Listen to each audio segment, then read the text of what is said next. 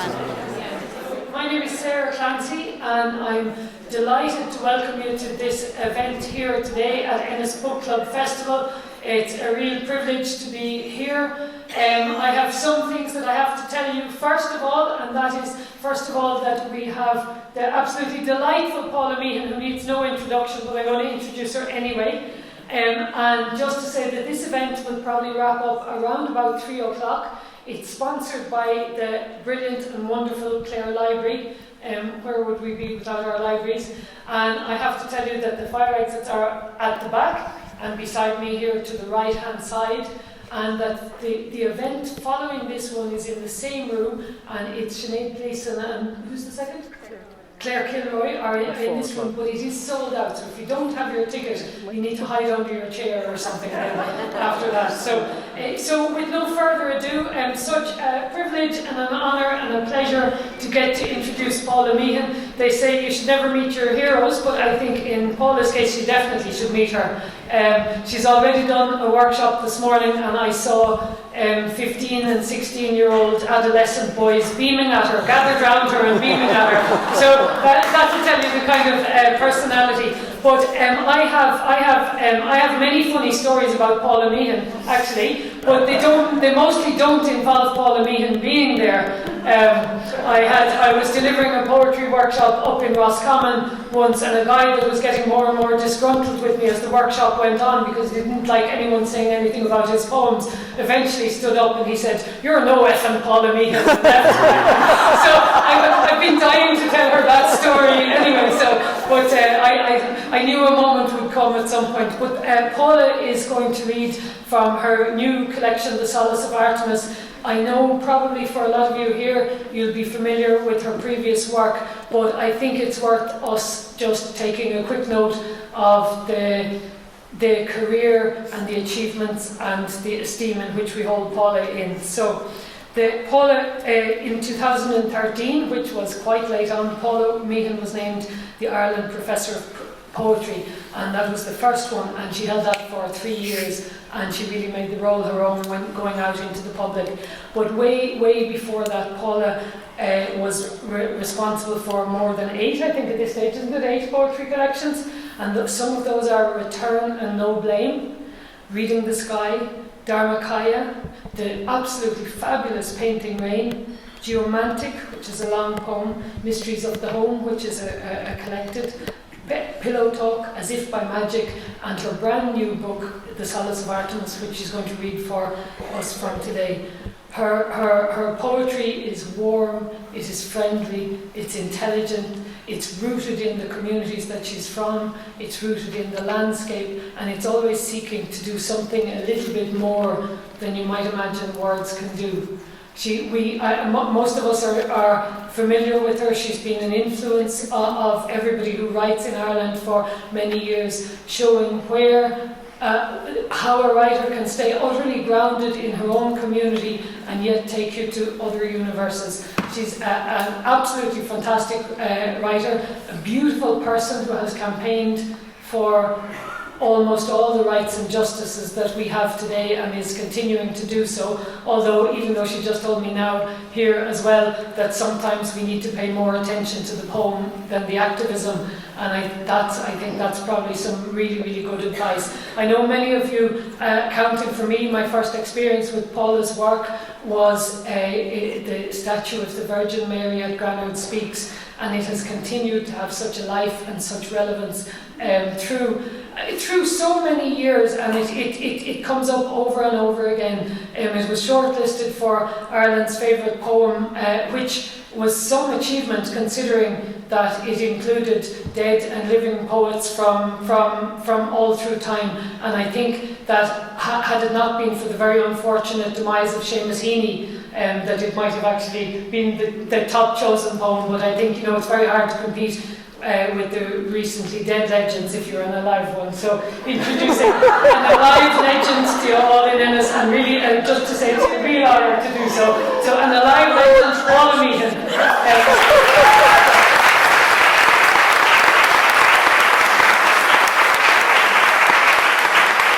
And we have time for a quick Q&A at the end if anybody wants to ask Paula, and she's taking requests but no heckling. Oh, Sarah, thanks a million.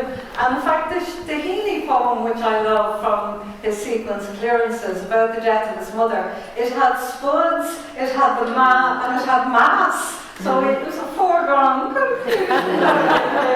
But Sarah, that was a beautiful introduction, and I really appreciate it, and I especially appreciate the poet Sarah Clancy, as well as all the other amazing work she does. But it is the poet that I really honour today, because I have seen her lift the roof, give people heart and courage to go out there. And that's what I was saying to her, that work is also really important, and to privilege it, you know, the work that she does in the poetry is absolutely essential, because one of the things that, in my experience, I've got from poetry is that it goes straight into the heart, it goes straight into the deep psyche, and it can give you that energy and courage just to face the daily kind of grind that being a citizen of Ireland since 1983 has involved. Anyway, I'm delighted to be here, and thank you, Sarah. And thank you to Martina Durack for the invitation to come and to throw myself to the wolves this morning, the young wolves, who are amazing in their thoughts and their ideas,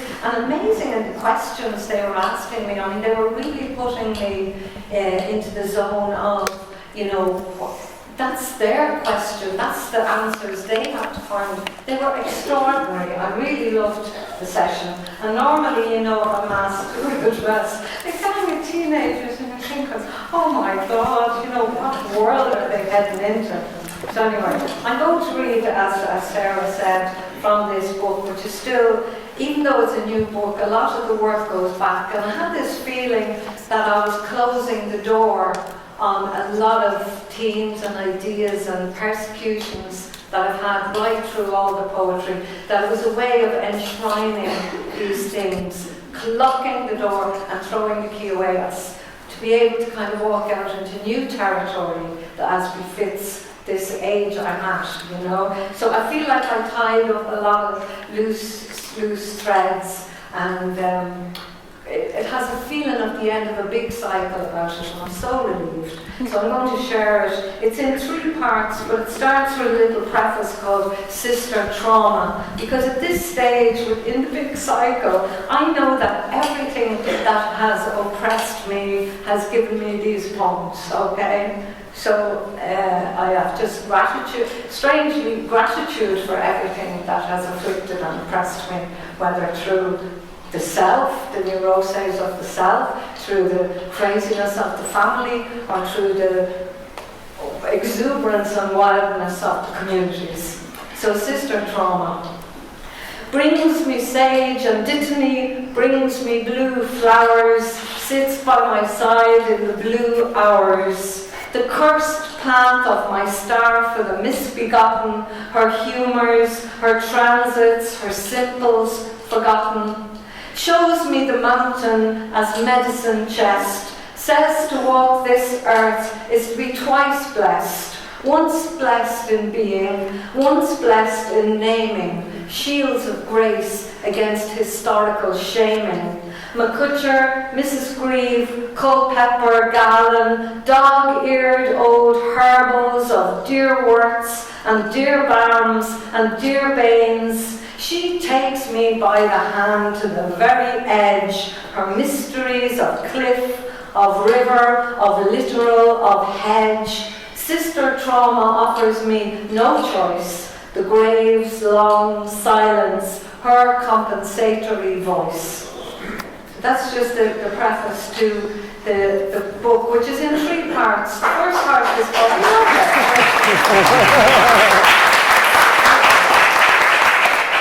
the first part is called The Ceremonials, partly because nearly every poem in the first part was an ask. You know, someone asked for it. And, you know, I'm not always able to respond to people or communities or situations that ask for a poem, because you could be in a different, you couldn't be in the space, or you could write something that is not going to last beyond the occasion. So these are occasional poems that I felt I was able to match the ask to my own need. And the first one is, it titles the book, it's called The Solace of Artemis. And Artemis is a figure that I came across way back when I was a teenager myself. And I got interested in her because she's the protector, she's the great Greek triple goddess, and all over the Turkish coast and the Greek islands and into the mainland Greece, her temples and her shrines. And if you go back beyond the classical, she's associated with bears, her totem animal is the bear. She's considered to be the great bear mother of the Aegean and of Greece. And there was something about that. By classical times, the girls are dancing in rituals at her shrines, young girls, in bear skins. But if you go back beyond that to the Neolithic, she's the great bear mother, and she's the protector of everything that gives suck. And she's having a kind of revival in terms of how the wild is threatened. So she's becoming more, you see a lot of people working on her and working on the myth and working on her attributes. So in my case, I got this poem from research that was done in 2011. And it was a group of geneticists. Normally I don't really trust those people, but they sampled bones from the caves, some of the caves here in Clare. They sampled bones of bears for mitochondrial DNA, right? 27 different sites. And they discovered that every single polar bear alive today has mitochondrial DNA from one Irish brown bear. Now, there was no such place as Ireland when we were in the ice, but as the ice retreated and the creatures moved in, one bear went with the ice and became mother of the... And it's in the name too. Artemis is... The etymology of Artemis is sometimes given of Arctos Temenos, the sanctuary of the bear, and Arctic is what names the place where the bears are. So that's my long-winded. It was just the idea of it, of in times of cataclysmic change that we're hardwired to survive, given half a chance. So the solace of Artemis. I'll read that every polar bear alive today has mitochondrial DNA from a common mother, an Irish brown bear who once roved out across the last ice age, and I am comforted. It has been a long, hot morning with the children of the machine. Their talk of memory, of buying it cheap, but I, memory keeper by trade, scan time coded in the golden hive mind of eternity. I burn my books, I burn my whole archive, a blaze that sears, synapses flaring cell to cell, where memory sleeps in the wax hexagonals of my doomed and melting comb. I see him loping towards me across the vast ice field to where I wait in the cave mouth, dreaming my cubs about the den, my honeyed ones, smelling of snow and sweet oblivion.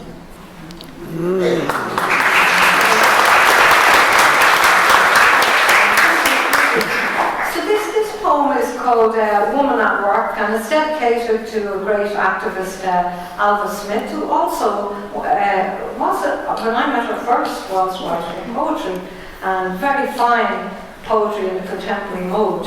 And Alva has been a kind of a mother bear herself. So what happened when I wrote this, I was trying to, the scribes, the Irish scribes and the scribes. I was always given the impression, and Meehan has a great poem called The Scribes. I was always had the impression that there were guys in the monasteries, that it was the the kind of iconic image of scribe would be, you know, a man with his cat hanger looking at the blackbird, and you know, the marginalia of the ancient books is where our kind of secular poetry came from, the beautiful blackbird that is our emblem.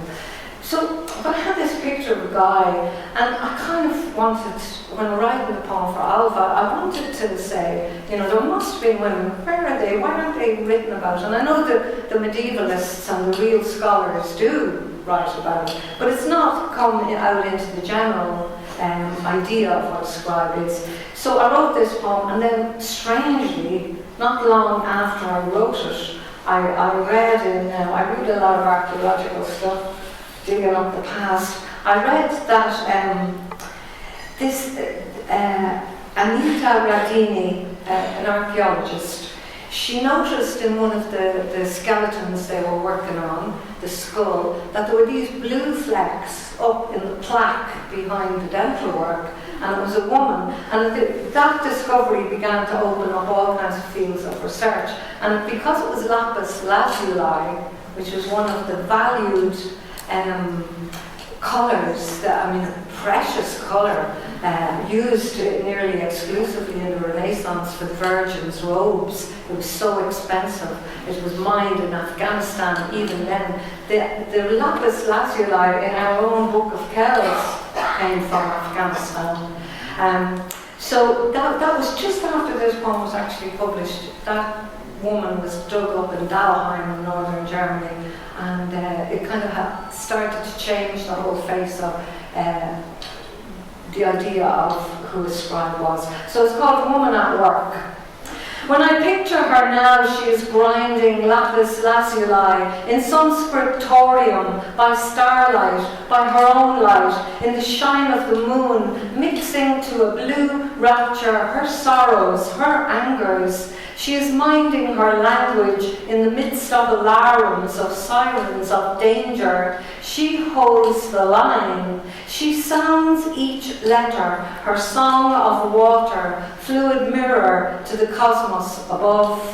Like the ancient scribe snagged by a blackbird who draws in the margins a feathery poem, we've tracked through centuries this ferocious love, stronger than the prescriptive word of any god where we build our nest. This edge we'll call poem.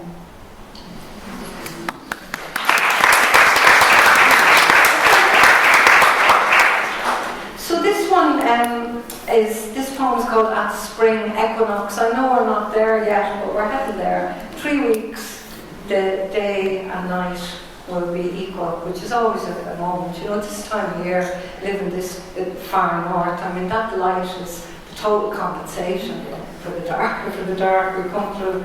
But we're on the way to the spring equinox, and this remembers maybe because I was with the kids this morning, and also one of my old pals, Pascal Bradley, who I know since I was a wild teenager, is in the audience, and it would remember some of the gang of that time. I was looking at the kids this morning, and they are the children of the plague, you know? They're the ones who, you know, how did they make their gangs or their posses during that time? It's the time when we make those, sometimes lifelong, groups that mind our backs and take care of us when we're really going wild out there in the wild. So this poem really celebrates that time in my life. And those friends, and in fact there's very few of us left. We're talking like that. So at the spring equinox, I want to say it was a gear change, the gales fitful against newborn light, that creaking of the year into kilter, the drudging out of winter, the near promise of summer, when we ganged out around the rivers, the Wad, the Santry, the desire paths to the Tolka Valley, across the country of their watersheds.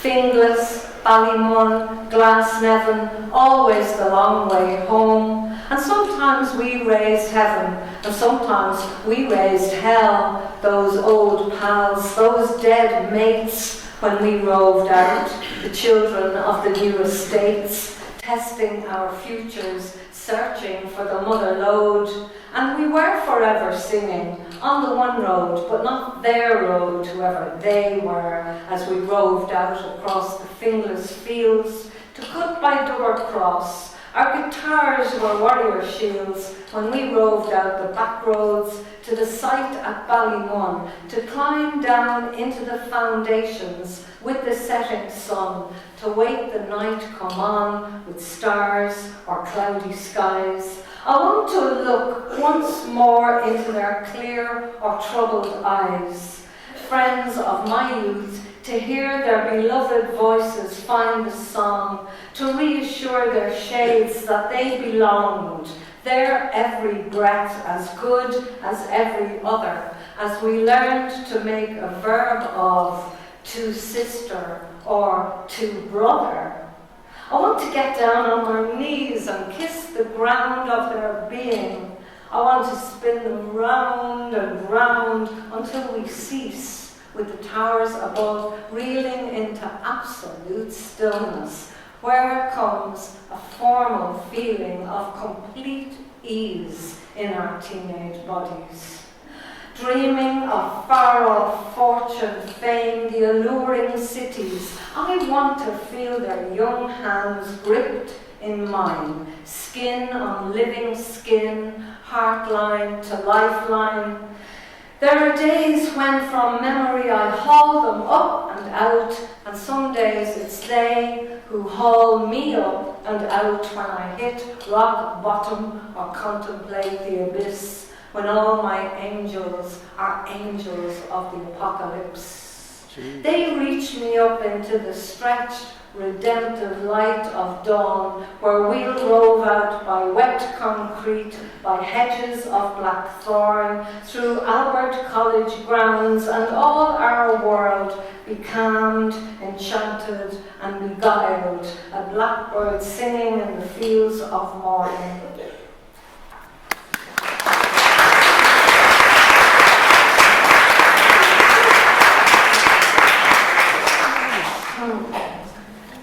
So I'm going to, that's the first part, so that's the first part of the book. And then there's a small section, like a hinge in the middle, which was a commission from the Dublin Tenement Museum, number 40 in Henrietta Street. And I know I was commissioned because I grew up in the tenement on the corner, in the strange acoustic of the corner of Sean McDermott Street and Gardner Street. I spent my childhood in the second floor flat there, with that strange acoustic of the Republican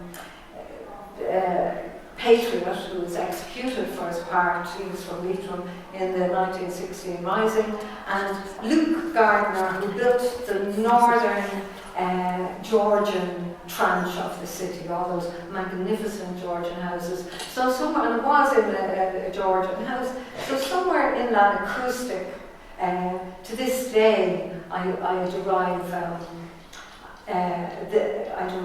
kind of an inspiration, but also it was in that place I got language. In that community I got language, and in that flat I began to work out what the implications of that language were. So I eventually, because the Georgians were all massively, or the ascendancy in Dublin were massively concerned with displaying their wealth and their culture, and they were massively influenced by classical motifs, like even in the tenements I lived in, you'd be looking at Orphic lyres around the stucco-dory frieze, and there were nereids and all these motifs from classical times. So it was quite ironic. It was an ironic acoustic. So when they asked me, Dublin City Council asked me to write a sequence for the museum, which was being constructed in Henrietta Street, one of the first of the big houses that Luke Gardner built, I couldn't resist writing a sequence of sonnets to the Muses, the 9 daughters of memory. And I remember at an event in the Mansion House, one of the councillors was saying, "How are you getting on with the commission call?" I said, "Marvellous. I'm writing a sequence of sonnets to the Muses." And his face was such a picture. It was really what they wanted was hardcore, Dublin, rare old time. So I had great fun with it. So I'm going to just read two then. So this one is called Of Natal Charts and End Games, and it's to Urania, the muse of astronomy. Not the clock to measure time and tide, but the moon, her waxings, her wanings, her track across the star-spangled heavens, trining and sextiling planets, to net and land another whole incarnate soul, to earth this karma in the shelter of the house. Cellular mirrors celestial, the spinning globe slows to rest with the mother's cries, the child's first breaths, while elsewhere in the house, a different room, a death's, a last glimpse of ceiling as the light fails lobe by lobe. Upstairs, someone dreams of walnuts, a new blouse, someone makes coddle, snuffs a candle, humps coal, sips Vartry water, tastes trace of phyllite, quartzite, greywacke, shale, slate, bedrock lithographies from far-off Wicklow, while Angela's bells ring out the noon. And I should say that Vartry water was the first reliable drinking water, came up from Wicklow up to that street. And this next up.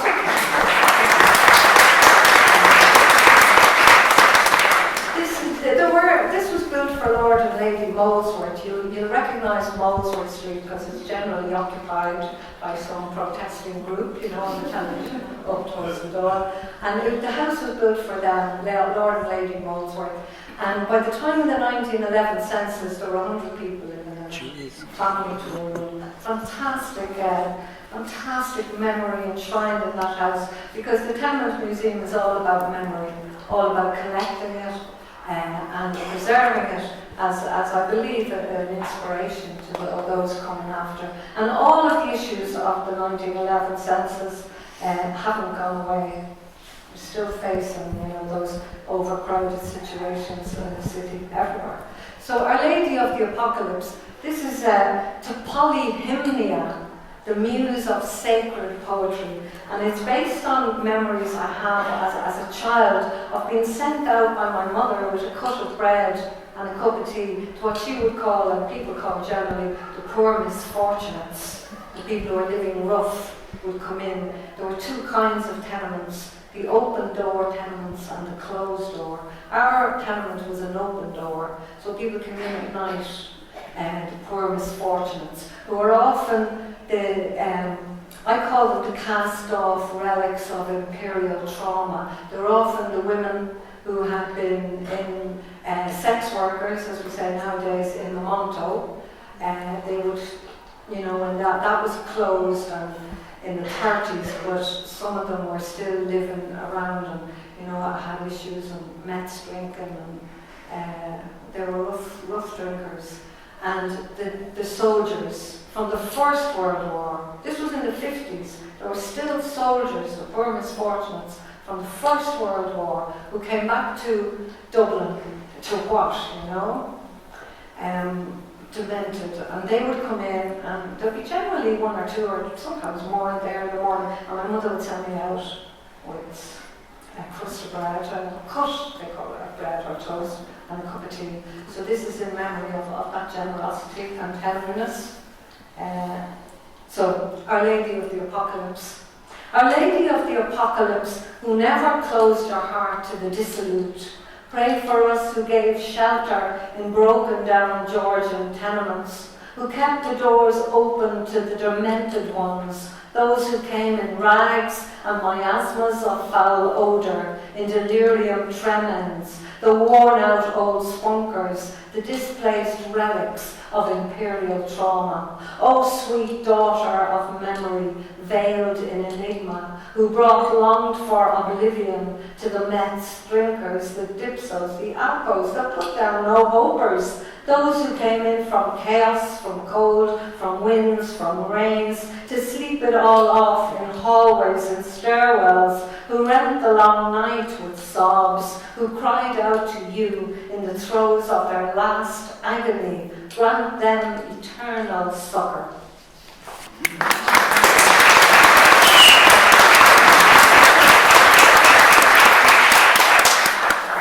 The last part of that's quite a small kind of hinge in the middle, and the last part were these 28, I think they're 28 poems I got in a complete rush, like just one after the other, after the other, after the other. And I didn't keep all, I wrote more than 28 and I didn't keep them all, but it was just, and it was after lockdown where I hadn't been very creative, you know. Well, I was creative in a different way, but I was finding it hard to write. I was finding it hard to find a language for what we were going through. Some people found lockdown a fantastic opportunity to write. For me, I was researching and reading, and it was a fantastic opportunity for that. But when it was all over, these came then in a rush.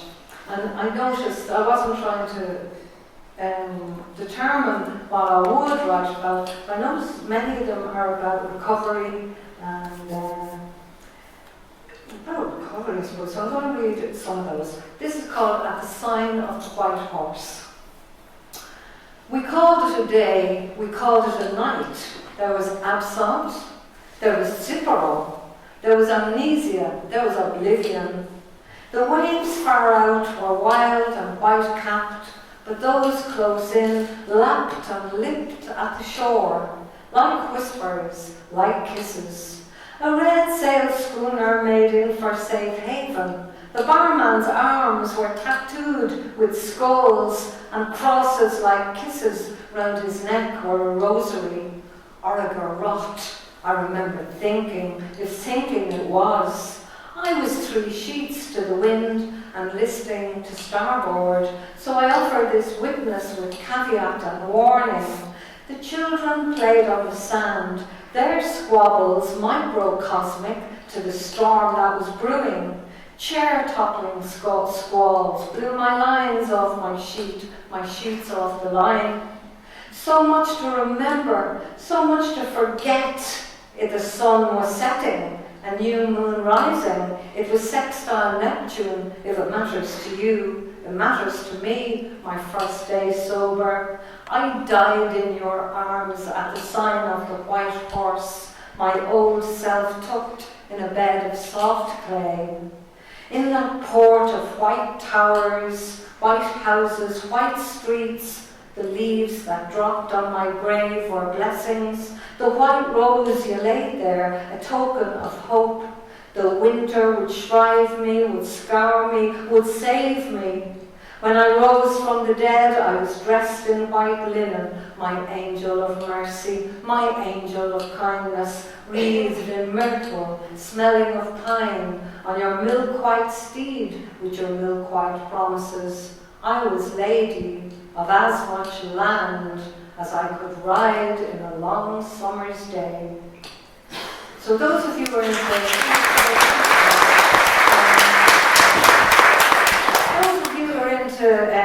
folk music of a certain vintage will recognise the robbery from Willie of Winsbury, one of the old child's ballads.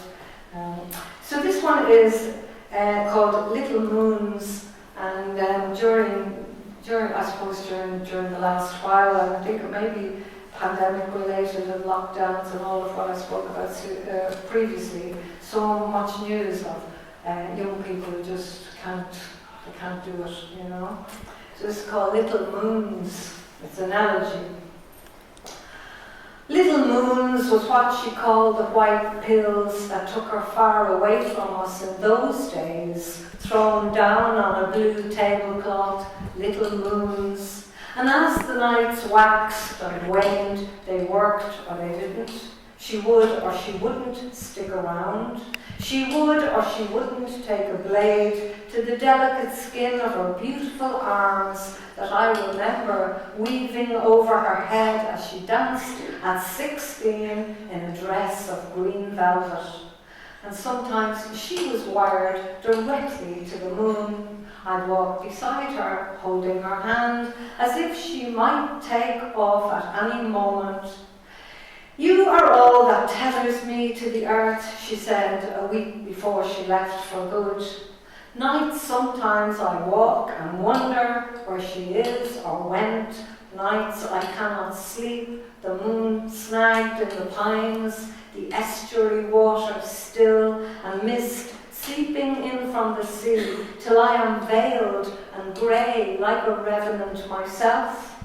She loved the beach, the coves, the cliff path, the whole scape, land and water, every fox, owl, bat, every nook and cranny, and the day creatures too, the moons by day, but most she loved her little moons, flung down, a dare on a blue tablecloth. She opened the night like a door to me, its earthshine and starlight, its furnace of desire, her head bent in devotion, the slick of her body as she danced was a seal in the harbour after.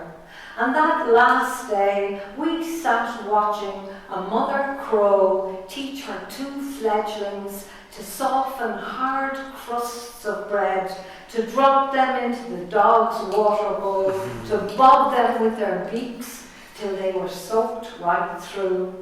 I remember her laughter. I remember thinking these simplicities might save her, if the world could slow enough for her attention to fashion some cord of attachment, if she could open to the diverse tongues of the creatures she loved, their songs, my song, but she had no attachment except to the moons that bound her, little moons laid down on a blue tablecloth.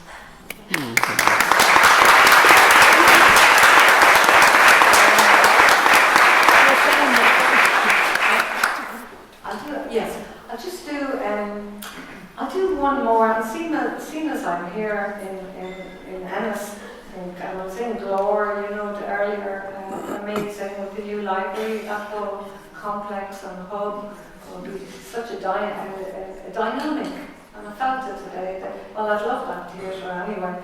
So this is called Of Breath, No Breath and Didgeridoos, and it is a kind of a slant appreciation of the tradition, the music.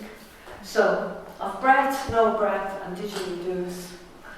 All the length of Grafton Street I was plagued, the sound resonating in my belly. I felt it first, then heard it. It lured me through the crowds, the city noise, the sirens. It brought me to my knees on the pavement grey. It filled my every cavity. It thrilled me to the marrow of my bones. And when the young Aboriginal took a break, he told me he was busking around the world. He was musician-archaeologist by trade. His story went, once on a dig in his home place, they unearthed an ironwood tube so old and so long buried it had opalesced. His the first breath in many 1,000 years to travel the length and enter living ears. The way he said, my people, had me close to tears. I waxed, I waned, I wept, I effervesced. What was base and toxic turned to gold, the wonder that breath itself was instrument of grace. I understood the tune could heal if played at the body ailing or broken, as it whirled, as it skirled, as it whirled, to ease ache or whatever else might ail skin or bone or vein.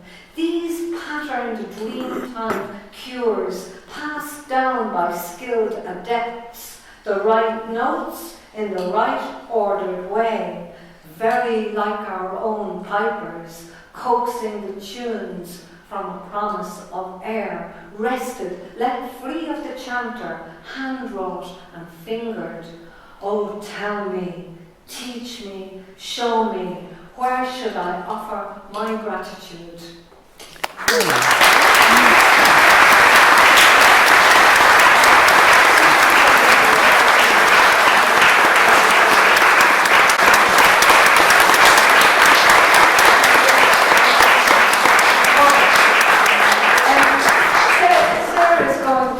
Master of ceremonies.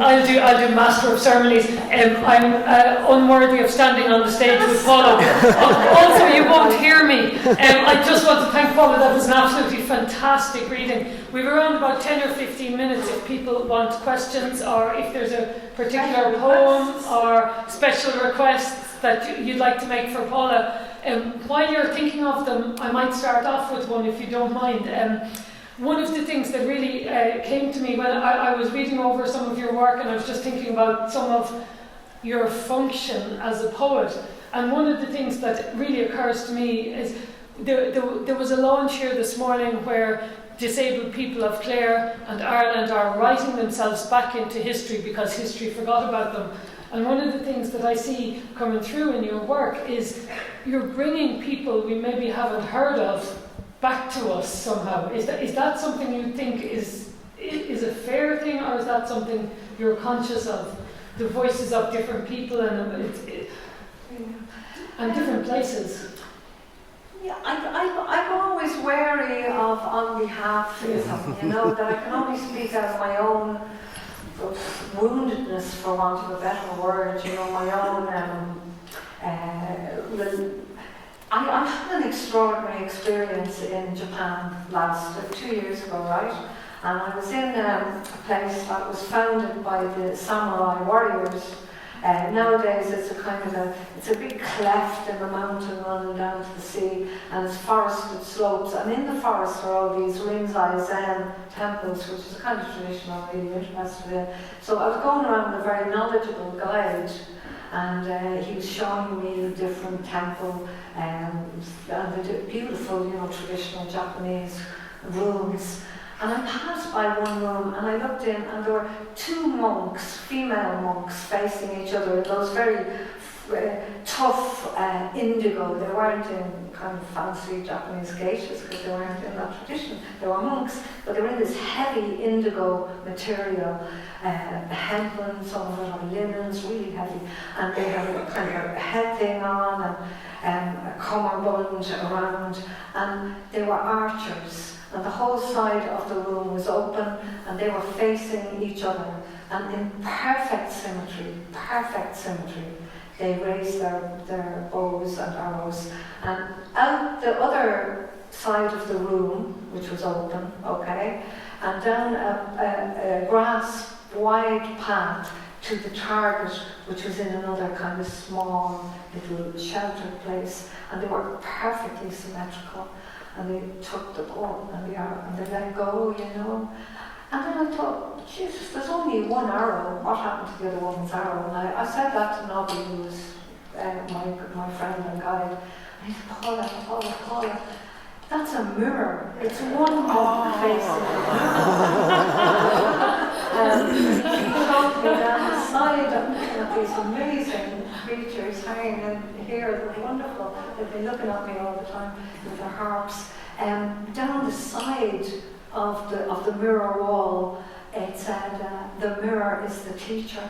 And I just felt that was like, that I was meant to spend my whole life to get to that point, to see that, and in my own blindness, see symmetry. And I took that away, that the poem is the mirror, and the mirror is the teacher. So I don't know in advance, even when it's an ask, someone comes and asks, I don't know what might come out, I don't know what, but I do think that when we read a poem, we're reading ourselves reading ourselves, and then other people come and look at it. So, to go back to your question, it looks like I've gone right off, and I haven't really. I just think that it's a time for mirroring, and it's a time for finding mirrors where we can. It's our own woundedness we have to see in the work of others, that they bring to us now. And I mean, it's fantastic this time, because there is an understanding that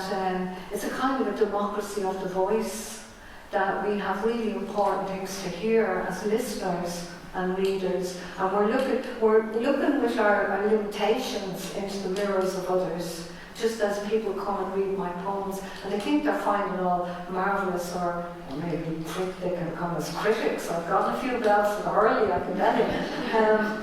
But it's themselves they're reading their own scale of reference, their own understanding of literary tradition, their own understanding of their own language sometimes, or if it's a foreign language. So I'm really interested in that idea of how we are mirroring each other. And that empathy comes from that. And empathy is the first step, I believe. I know there's intellectual academic arguments against empathy, that people are arguing that, if you're just going around empathizing with everything, you're not doing anything, that it can be you've probably heard this particular argument. I actually think empathy is part of the heart that opens out to other people's struggles and motivates action. So I don't agree with them. that was a spectacular answer to the question. The mirrors, the teacher is an extra little piece for us to take away. Is there anybody else who has a... Okay, so we have a question way down the back. This is also the Keep Fit programme for Niamh.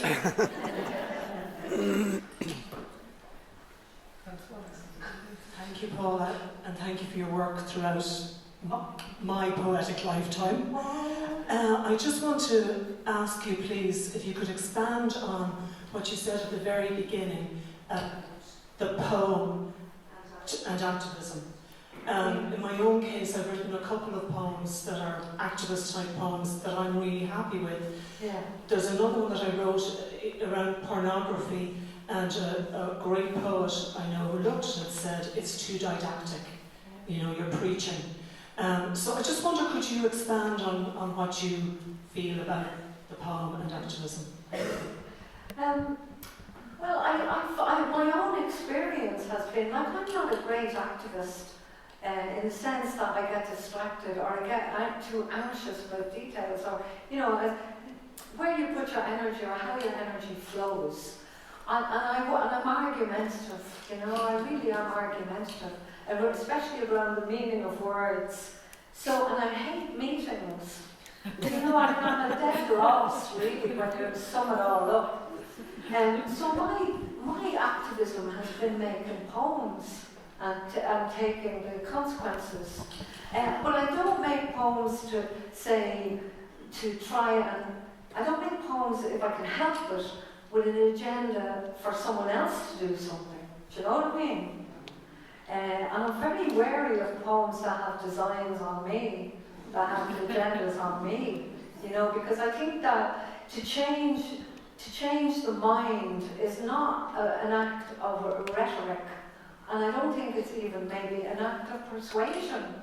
I think it's a heart-to-heart thing that changes mind. It's an act where you can be laying out the argument till the cows come home, and it's to make a connection, even if you totally disagree and have profound argument with the person. And my way of making the connection has been the poetry, or even standing up kind of half raving my head off about poetic matters. Do you know what I mean? So I trust that now, and I've seen it. I've lived long enough to see how it works for so many poets. And funnily enough, the least obviously persuasive or argumentative or rhetoric-ridden or agenda-ridden poem can be the one that can completely change the mind.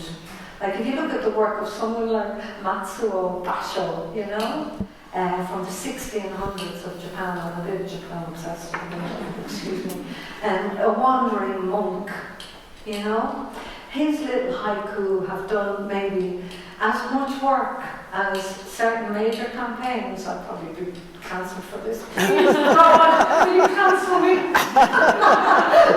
Do you know what I'm saying? I mean, I'm exaggerating for the sake of emphasis, which is also a rhetorical device. There's no getting away from it. But I just feel that to change the mind is not so easy as to listen to an argument. It's not so easy as to march and put your body in the streets. Now, I have often, through the years, put my body on the street, in the street, here, elsewhere, over Europe, in America, actually put my body there, sometimes in dangerous situations in terms of, marches that had aggression and stuff. But that is only available at certain times, I believe. I mean, I find it hard to put my nearly 70-year-old body on the street now, I mean, it can get kind of heavy, and the things I believe in, and I do my work in whatever way I can. But I think there's realistic as well. And sometimes it's more of an act of community not to put your body on the street, Sometimes, strange as that, and paradoxical as that might seem. Yeah. I don't know if that even goes near, but what is it's a central question you're asking. It's on the minds of many, many artists at the moment, and activists, and people who are both. Yeah. Anyone else?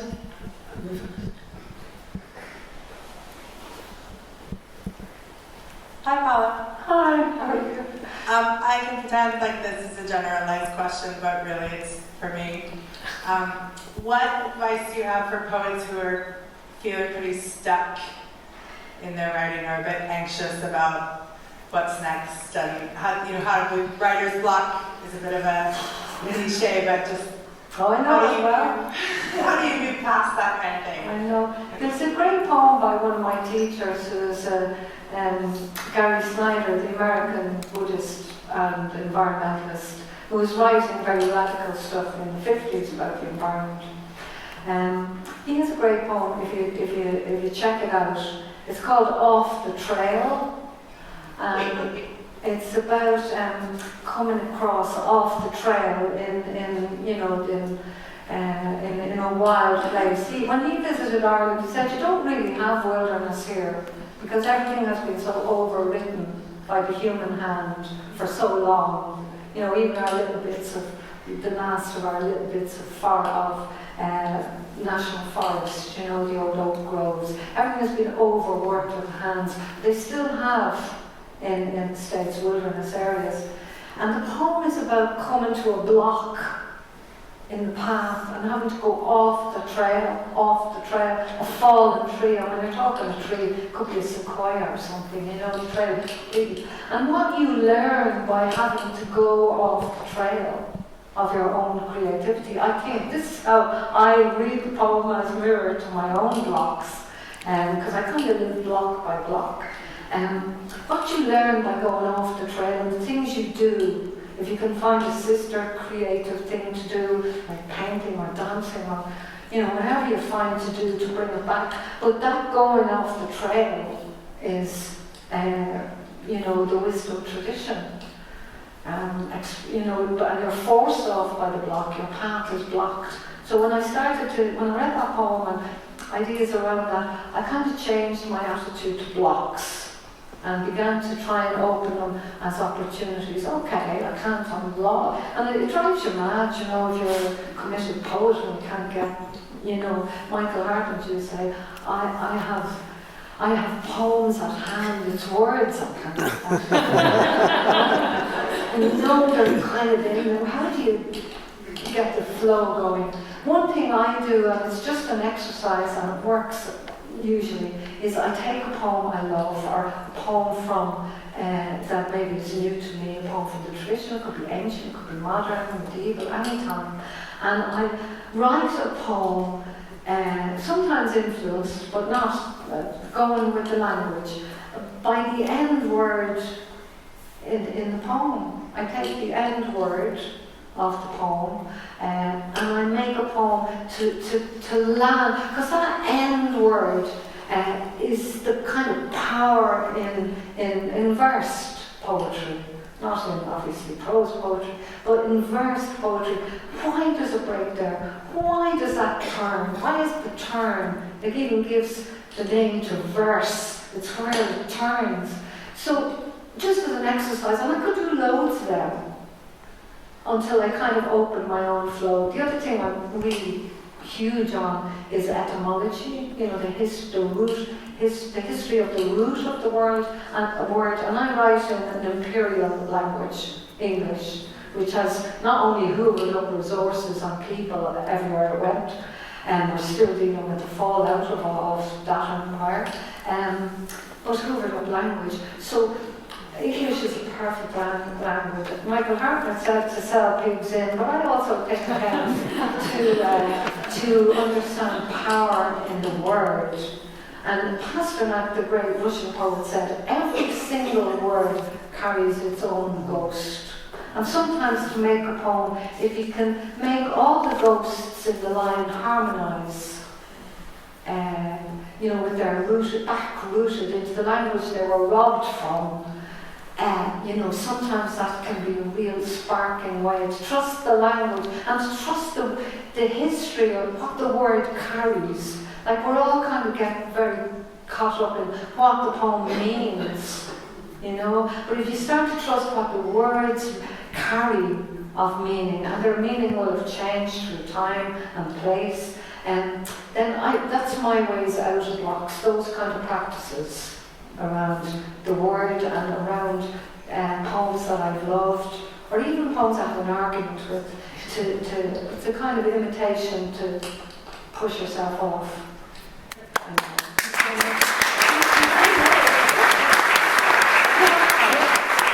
One more from Karen there, is there?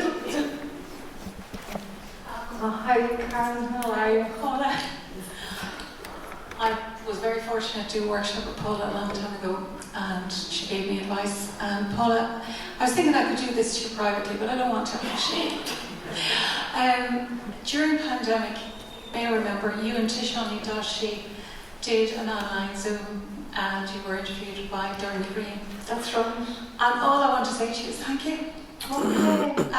Because and it's not just the poetry I actually want to thank you for, because that Zoom, what was wonderful for a poet or someone who's trying to be a poet and write and find a space and a balance between having an ego and actually putting oneself in the work.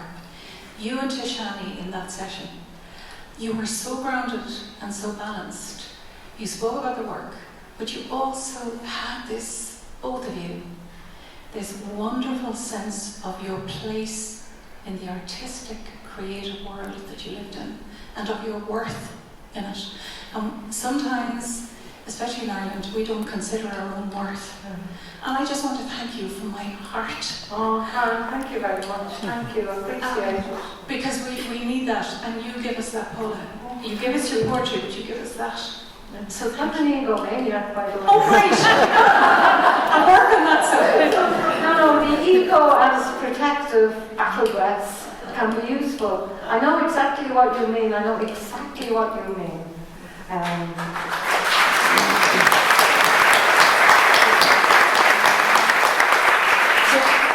I'm just going to check with my book club masters. Are we out of time? We're out of time. Okay, so just to say, Paula is going to be signing copies of her book briefly in the atrium to your left. I would like to just thank Paula for indulging our questions and for such a fantastic reading, and I hope we'll give her a good Ennis round of applause to send her out of the hall.